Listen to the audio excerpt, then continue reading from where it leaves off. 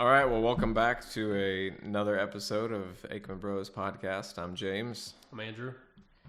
And so today, kind of some of the questions we're going to be going over, going to be answering is, first one is what new things to do are going to be available at the park in the next few years.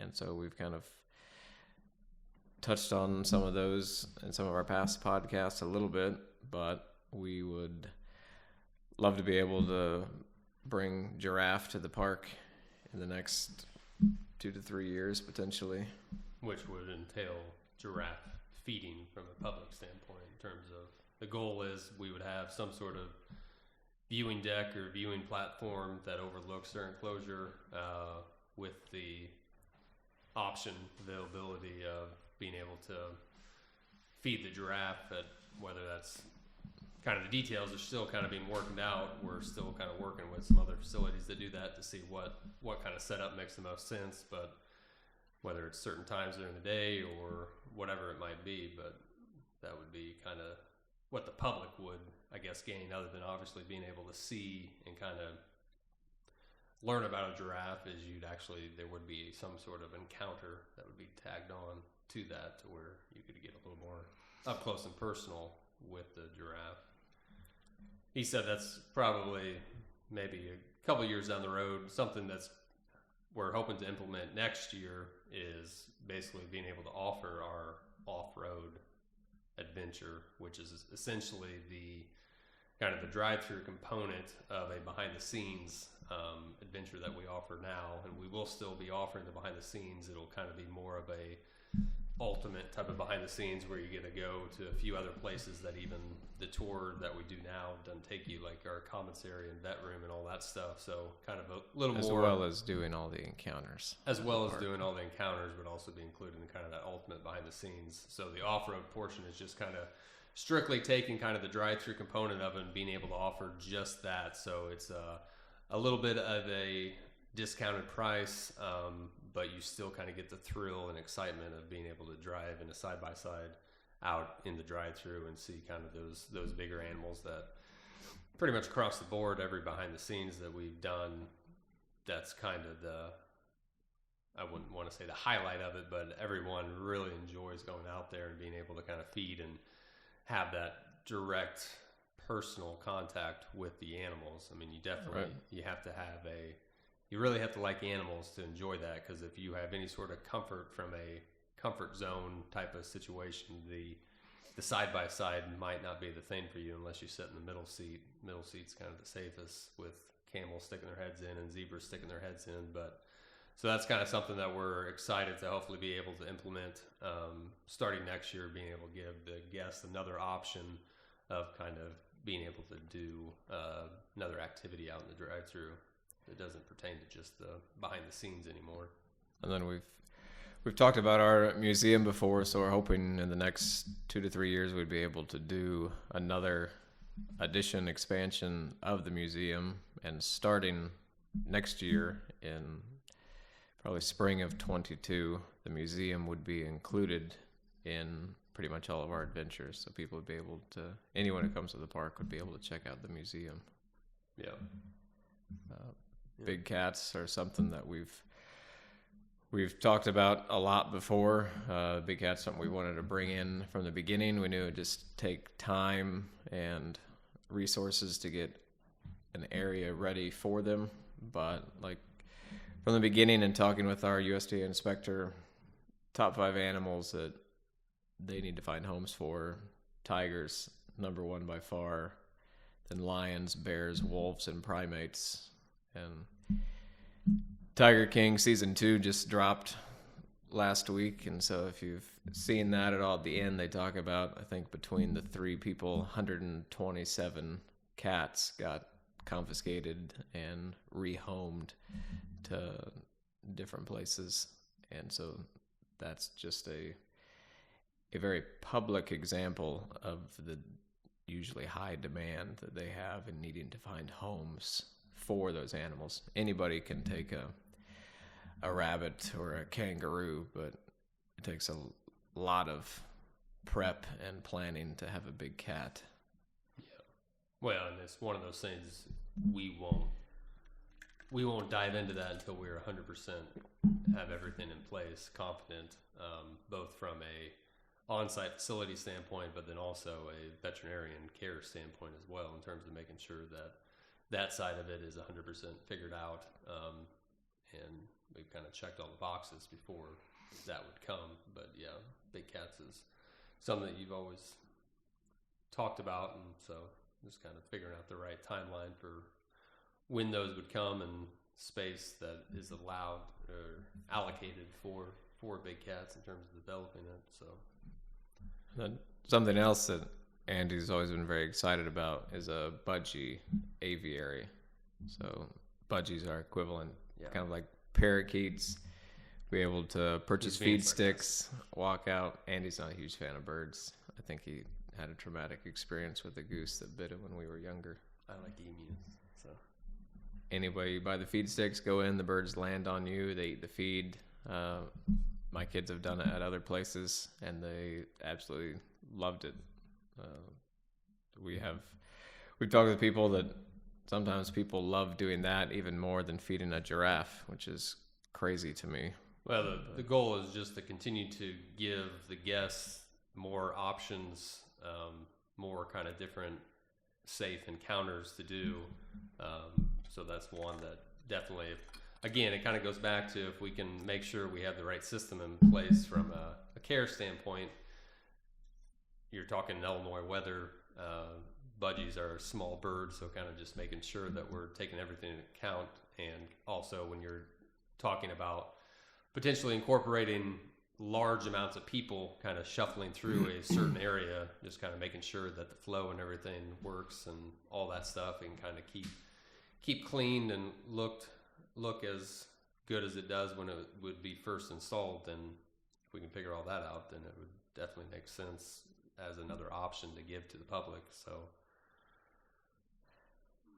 that's multiple things we've talked about. There are a lot more things that we would love to do in the next few years, but you'll just have to keep watching the podcast to find out what those will be. Well, and I guess the other thing next year is hopefully our first, I guess we're calling it at the moment a bed and breakfast, a little light on the breakfast part, but our first overnight stay type of option will hopefully be available sometime in the spring. Worst case, definitely by Memorial Day weekend for the summer weeks, but we've kind of touched a little bit about it.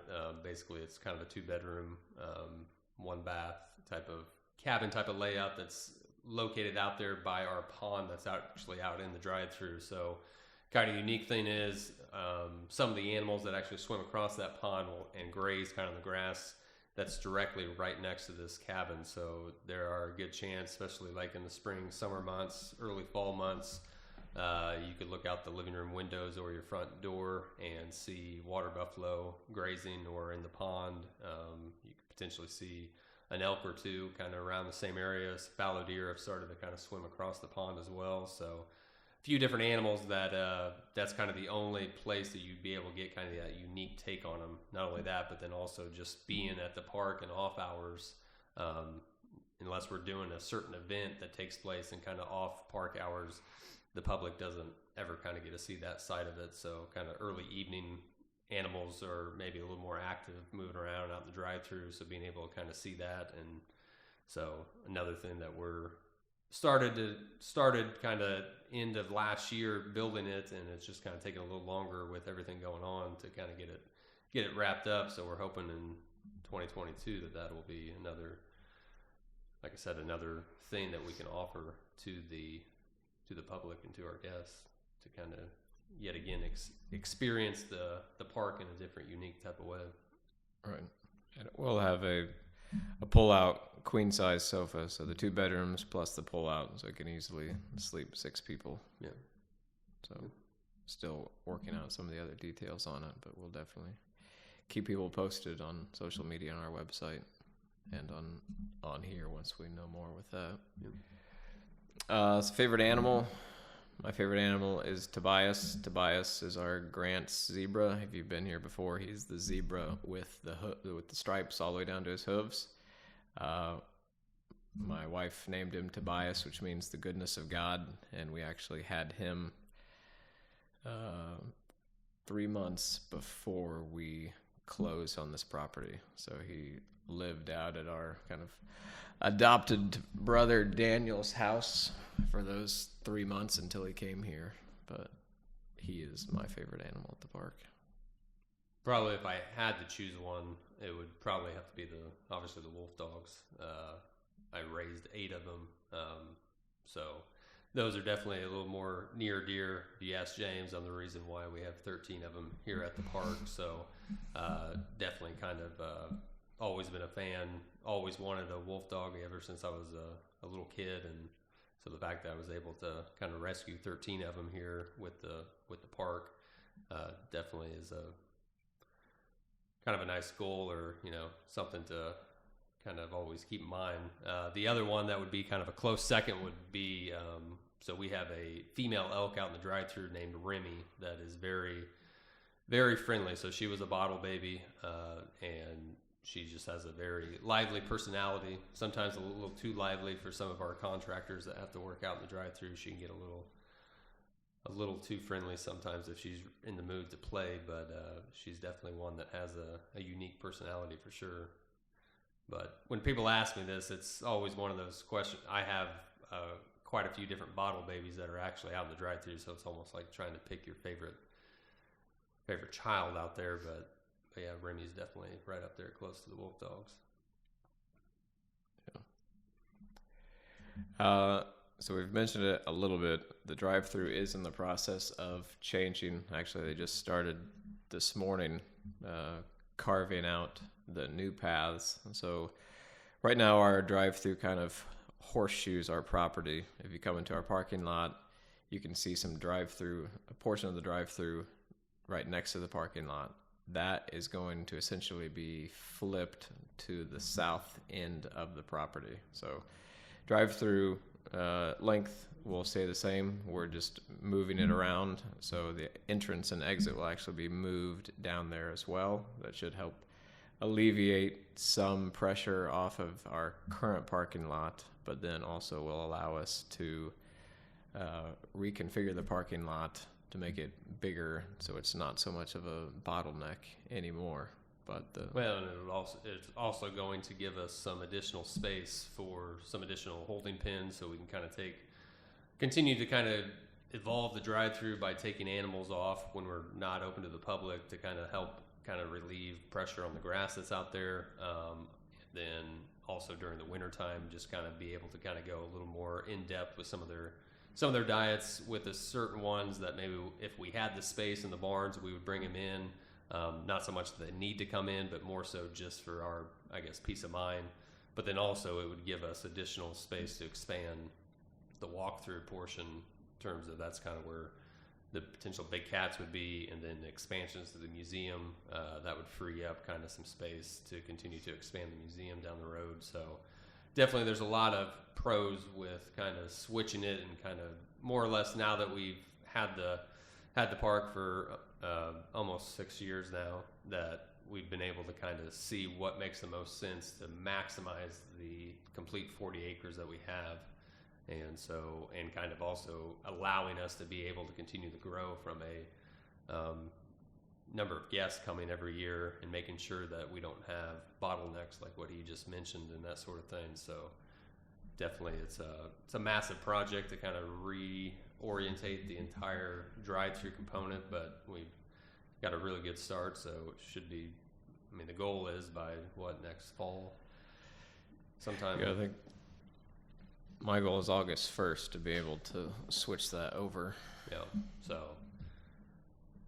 just kind of depends on, hopefully the weather cooperates. Weather's been a little uncooperative this more or less this entire year. It's just been a very wet year. Summer.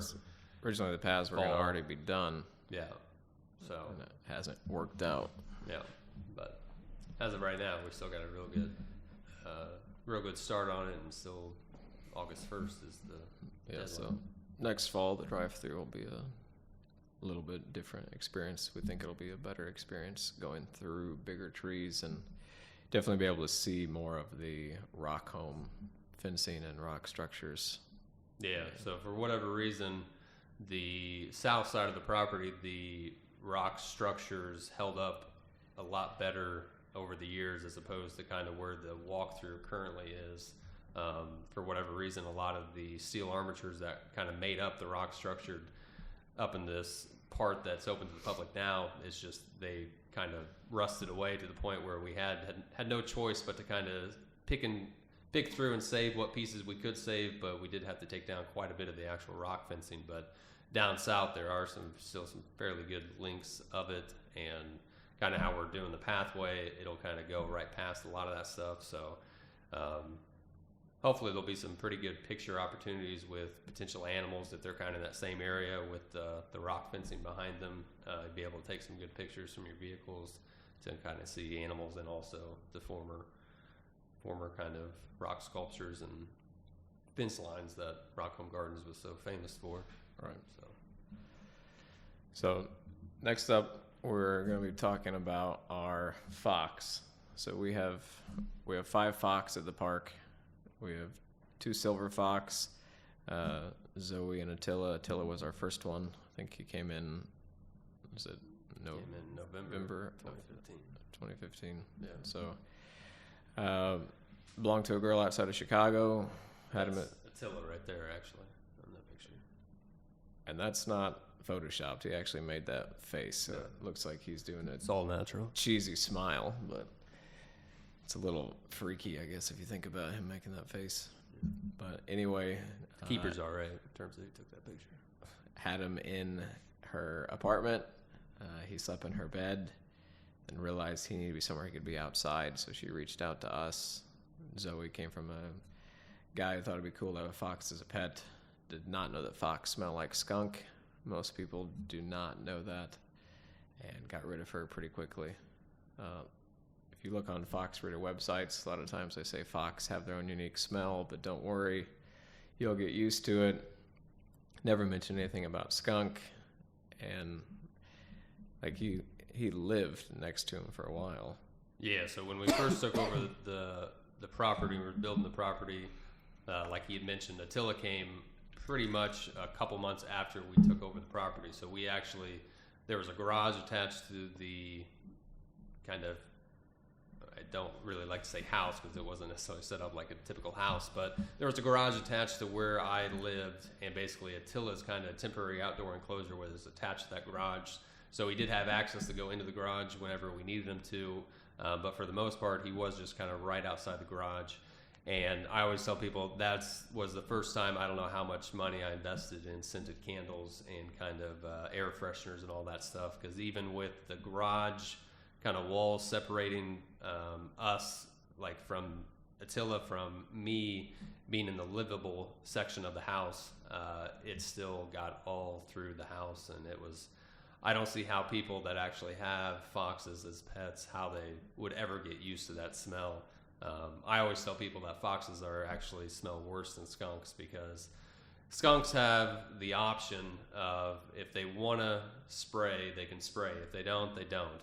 And even people have the option, if they want to remove the gland altogether, they can do that. With foxes, it's in their urine. So anytime that they scent mark, go to the bathroom, you will get an odor with that. So in a confined space, like in an apartment where Attila came from, I can't even fathom in terms of what that smell would be, and would not want to be, I guess, the neighbors by any means. Cause Before we talk about the other 3 fox, jumping down to that question, do fox make good pets? If by some miracle you became used to the smell, what you have to keep in mind is your friends, family, anyone coming over to your house would never get used to it. And just like he mentioned, it permeated through the walls. It would permeate your clothes. You would smell like it anywhere you go. If it gets on your clothes, it's going to get in your car. You leave the house, really anywhere you go, you're still going to have that smell on you. Well, just from our experience, foxes are kind of similar to wolf dogs in the regards that they are very popular in the pet trade. People do think that they want to have a fox as a pet, but come to find out, whether it's the smell or the fact that, they are very destructible animals. I mean, they do have teeth, they have claws, so in terms of furniture, ripping furniture up, Clothing up, that would be basically a given. Like one of the foxes that we'll talk about here shortly was literally dropped at our doorsteps because the person didn't want anything to do with it. So you have those type of situations where people will literally just release them into the wild because they're done with it, and a domestic fox will not survive at all in the wild. I mean, it was never raised to do that. So unlike a wolf dog that you can maybe potentially surrender it to someone that will actually take the time to find a place like us, for the most part, foxes, they're even less of a kind of a common thing that animal control will get a hold of and try to actually hold on to, just because they are, if you want to go lack a better term, a little more on the exotic side than what a wolf dog would be. So their ratio of being able to kind of be rehomed is even less than that of a wolf dog, and yet their popularity and the situations that come about are probably very close to being about the same as a wolf dog. So unfortunately, it goes back to owners thinking that they know what they're getting into, and then they don't, and they don't have a good backup plan on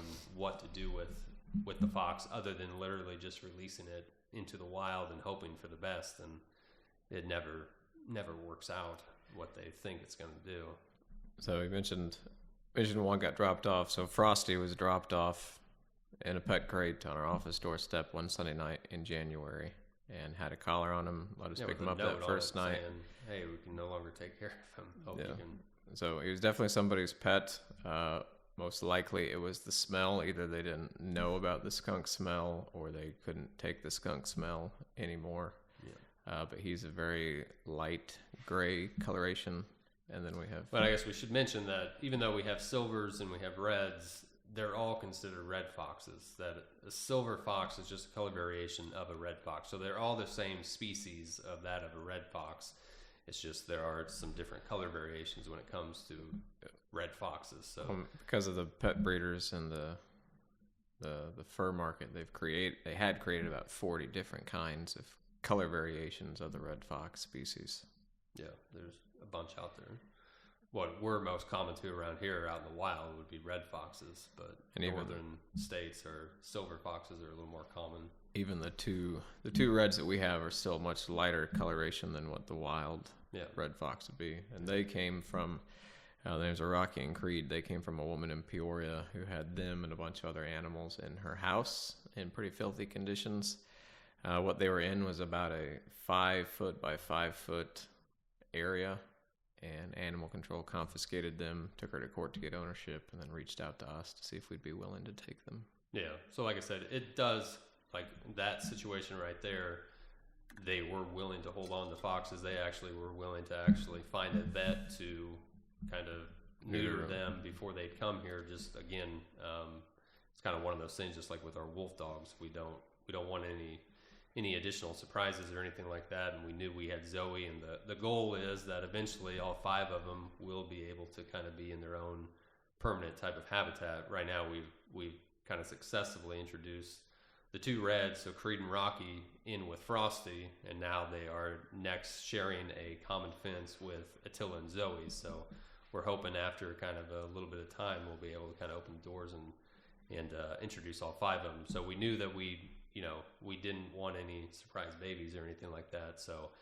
they were, to our surprise, usually, especially when it comes to animal control, they might facilitate up to a certain extent, but to actually go the extra mile and have the vet work and do all that stuff before they come to our property or our facility, it was a little surprising, a little bit of kind of a breath of fresh air that, they were able to go the extra mile, because like you can only imagine what the smell at that animal control facility would be on top of everything else that they have at their place when you incorporate 2 red foxes that are, scared to death because they don't know what their environment is or anything like that. So that they were scenting quite a bit. I'll just say the staff was very excited to see me the day I came to pick them up. Oh yeah, I can imagine. Yeah. So finally get them out of there. Yeah.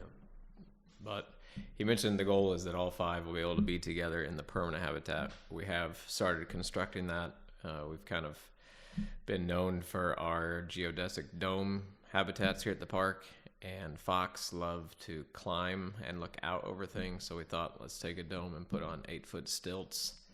And so that structure is completed. The fencing is up around the stilts. We haven't put in the paneling in each triangle of the dome yet, but that should allow us to do some pretty cool elevated climbing platforms, and it'll be kind of right inside our walkthrough area, so people will be able to see them much easier than what they can be seen now. Yeah.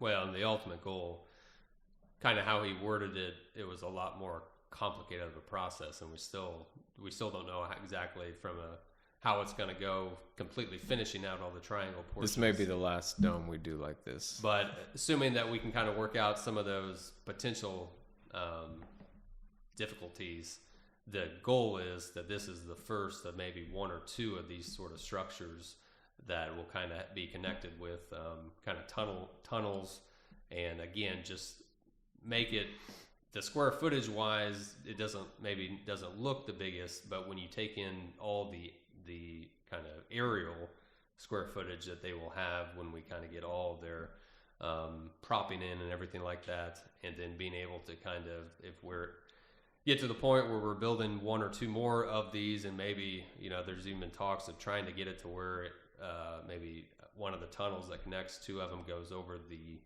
pathway that the public goes on.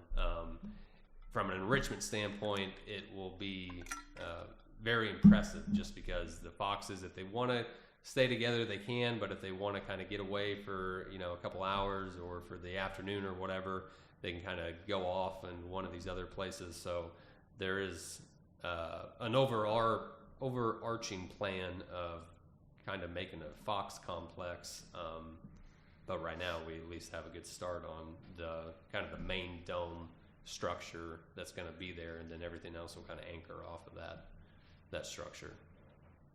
Yep. So that pretty much wraps up this episode. We appreciate you guys tuning in, and we will see you next time. Later.